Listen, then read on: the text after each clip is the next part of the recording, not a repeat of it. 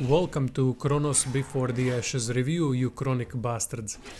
This review is for PC version of the game. For those that don't know, Chronos Before the Ashes is a remake of Chronos VR game, which I didn't play, so this is my first interaction with this title. Also, I didn't finish it like I usually do before doing the review, but it wouldn't affect the score this time around, since the game is what you see is what you get. Unfortunately, there is not much to see or get. What you see is literally what you get, so this review is shorter than usual because there isn't much to talk about. Game costs $30 or euros. First playthrough on harder difficulty can last about 12 hours if you are stuck finding some progression required items or route, which happens a lot. It is clearly Souls inspired, but it is missing everything that is good about Souls games. Story is prequel to Remnant from the Ashes, but there isn't much of it. Basically, you got to take down the dragon that somehow summoned beasts that tore humanity a new one. Then came the beasts. From inside one of the rusted places. Hunted us. Drove us into the cracks and crevices. Came the beasts on orders. Directed by the will of one. Eventually, Cyclops comes into the mix, tree that grants you powers, and that is it. Basic to the bone. Couple of book pages here and there to give players some more lore details is all you're going to find. Locations in this world use same assets as in Remnant from the Ashes, so everything you have seen there you will see here too. I didn't like worlds in Remnant that much, but here they are even less inspirational. They are completely uninteresting, bland, no exploration as it is mostly narrow corridors that are connected with unlockable shortcuts. Absolutely nothing interesting aesthetically or through level design that would stand out and make you appreciate it.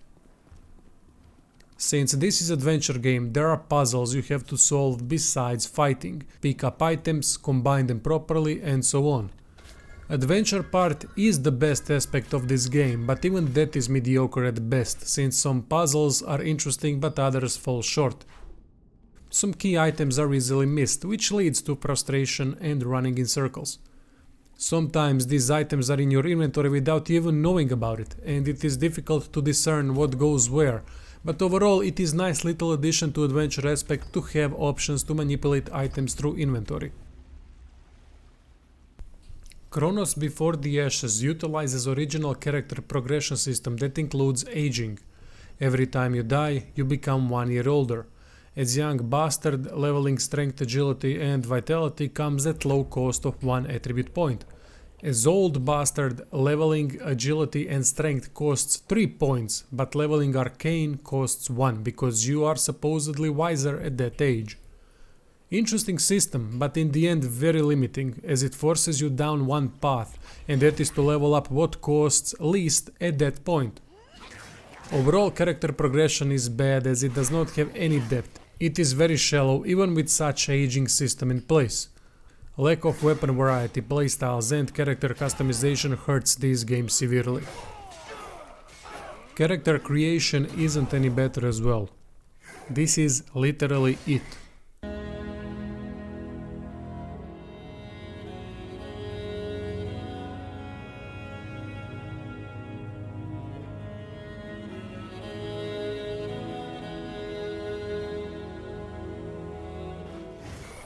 Combat is the worst out of every Souls-like game I have ever played. It is so basic and broken that you can defeat most of the enemies by just spamming heavy attacks.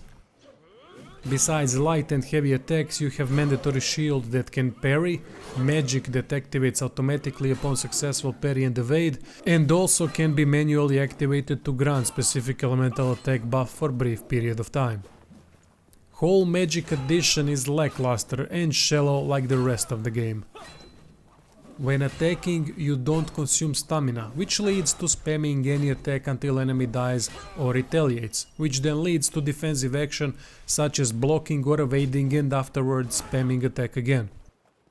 Whole combat system is extremely shallow and plays out like that.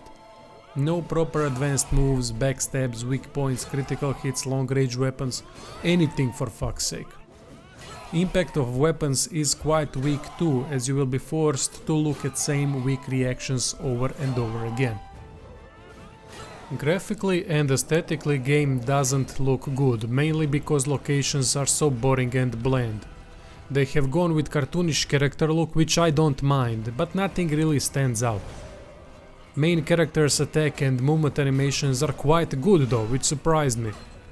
Considering that this is not AAA game, I won't count graphics as negative or positive, but it is definitely more towards negative side if I had to include it into final score.